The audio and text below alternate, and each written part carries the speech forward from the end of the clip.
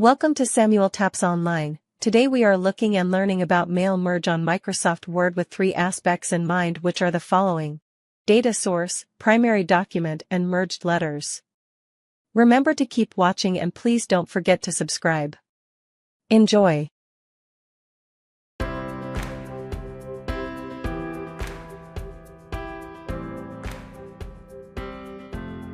Welcome again once more.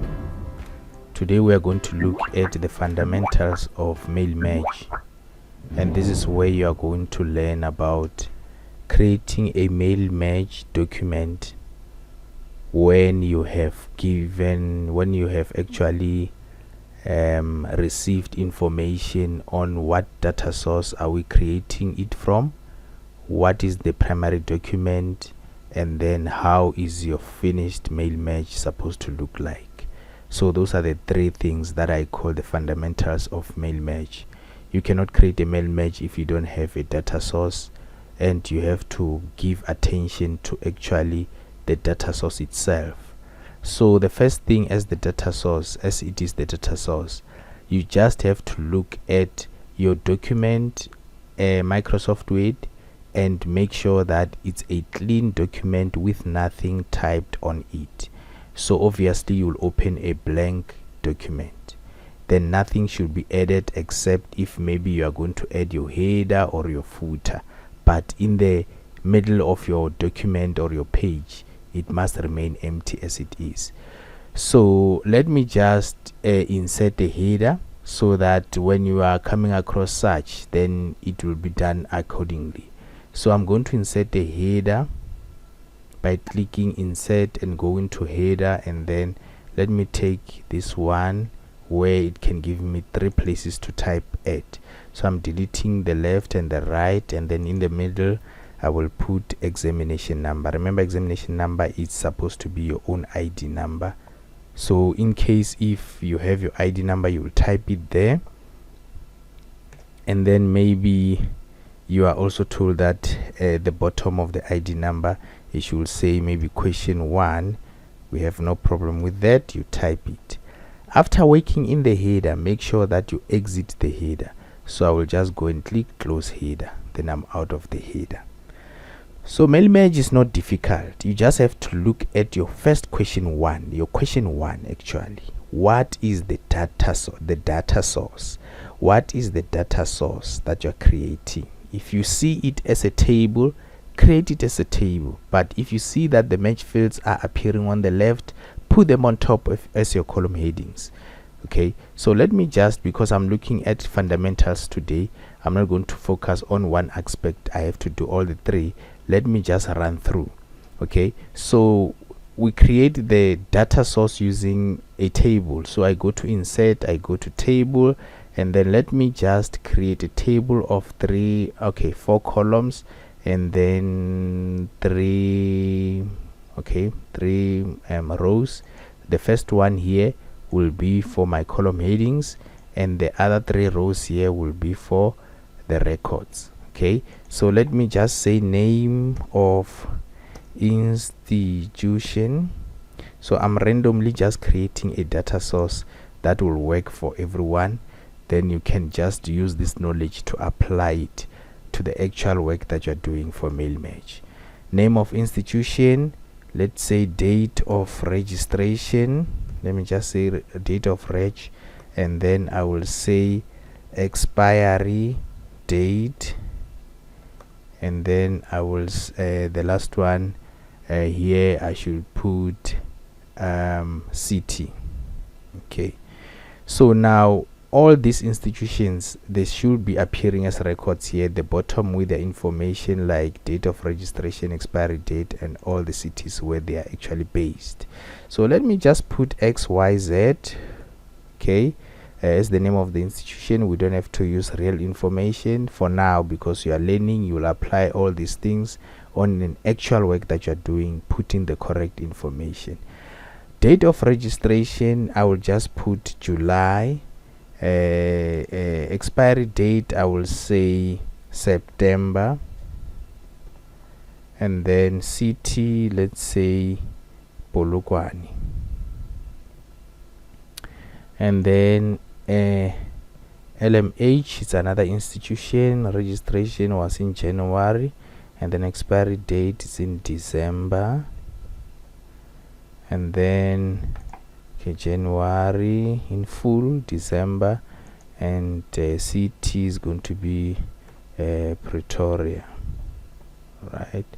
And then we have another one called GTB, which is registered in August and then will expire in May, and the city is Nelspruit.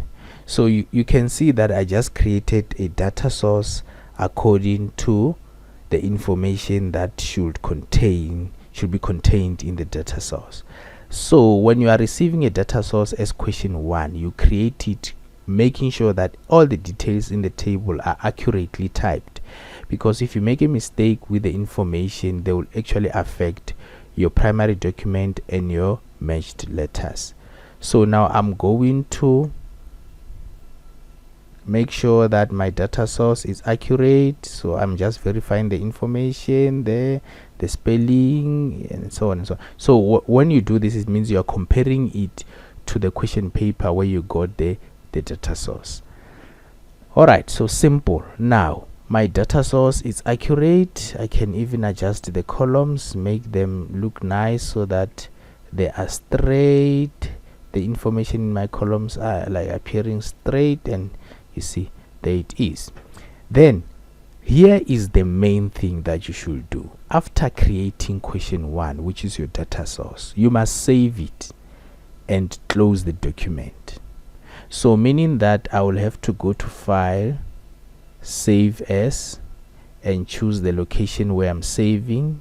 And please make sure that you don't forget the place where you saved it. So I will go and look at the place where I'm saving it, and then probably I'm saving it on my computer where I will never forget it, and then I'm going to save it as fundamentals data. Okay, that is the name that I'm giving to it. Then I save. After saving, then I close the document. You can see that I've closed the document, and then now I'm going to open a new document and type the letter, which is my primary document.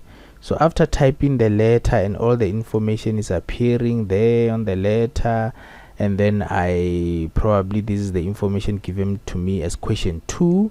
This is question 2, and then I have to insert a header as well here on question 2 like we did on question 1. I delete on the left, I delete on the right, and I type my examination number at the center of my header. This is now going to be question 2. We don't have a problem with this. Then I close the header. I don't close the document. So on question 2, you will see that in the question paper you'll see that sometimes you find text which is not appearing as plain text as we see it, but it's coming with brackets. So those brackets are called match fields. So let me insert my match field somewhere here on this empty space here. I'm going to go to insert. Because now my cursor is blinking there and I want to insert the match fields. Now we are going to look at mailings. All right, mailings. So when I click mailings, this is where you find your match fields. You can see this icon that says insert match fields. It is not working. Even if you click it, it will not work up until you go to introduce that first question, which is your data source, to this question 2 document. Okay, so what we do now, we go to the first tool under mailings there where it says select the recipient. That is where you start. Select recipient, meaning that we are going to create this document, this one, but it must go to the receiver. So who are the receivers? The receivers are in question 1. Now this question 2 doesn't know the question 1. Okay, doesn't know that table. So we are introducing the table to this document by going to mailings and go to select recipients, and then you go to use existing list. Remember in question 1 I said we need to remember where you are saving it and what name you gave to the document. Our document that we're looking for now as a list, existing list, is called fundamentals data. That is what I've saved when I was doing question 1. So I'm going to go now and look for it. It was saved on the desktop, and then I'm going to scroll up until I find fundamentals data. Okay, there it is, fundamentals data. So under desktop I find fundamentals data. I click on fundamentals data and then I click open. So you can see that now that tool under mailings, the tool that is inside match field, it is now working. So it is now active. So when I click on it, I will see all the column headings that are coming from my question 1. So I'm going to insert them as I see them in my question paper, and then press enter, and then I go to insert match, not the icon on top like this one, but here where it's written insert match field. I click again, registration date, I press enter, and then I go again there, expiry date, press enter, and then I go and CT. So you insert these match fields where you see them on the question paper, not like what I did now. Now I'm just using an example of how do you insert them on a document. But when you actually insert them, you will insert them on the position where they are supposed to be, meaning that you put the cursor where it must come, and you go into insert match field, you choose the right one that you see that in the question paper it is the one that must be here.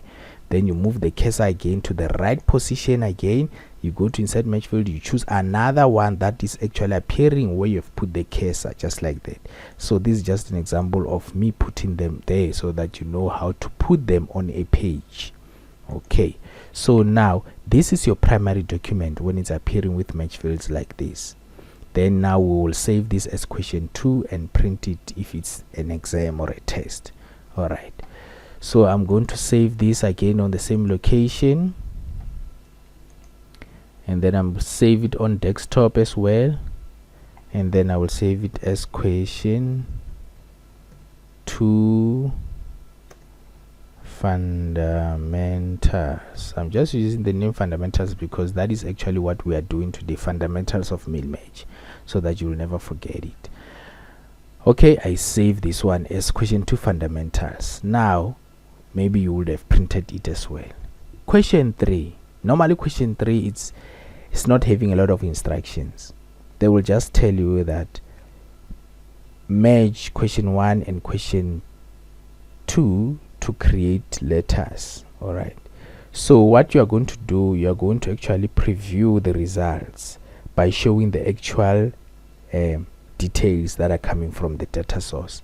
If we look at this, you can see that it is these are the match fields which are part of the primary document.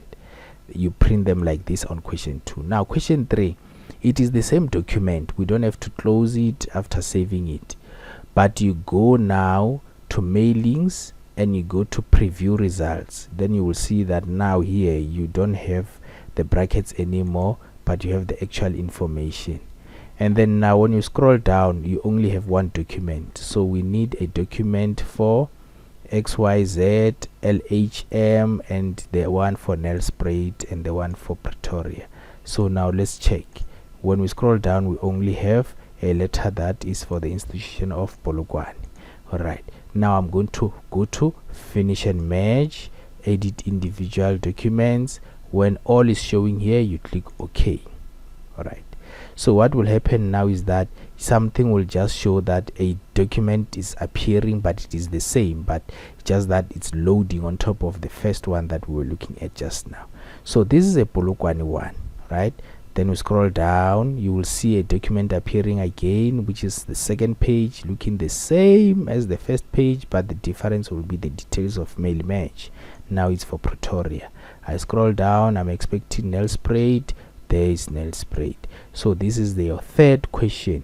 You print it and then you save it. Okay, actually you save it first. So now this one I'm going to save it, meaning that I'm going to change the header to question 3 and then save as. going to save also on the desktop, and then name it question 3 fundamentals. Alright, then I save. So now that is how you create mail match. You have to look at your data source, and then you have to look at your letter, and at the end you'll have to preview your letters. So each and every question should be printed out. You can't print question 2 when question 1 was not printed, because you lose all the marks. You can't print question 3 when you don't have question 2. You will fail the test or the exam if you do it like that. So but if you follow the instructions that I've shown here, mail match is a simple thing that you can ever think of. Thank you for watching. I hope you enjoyed.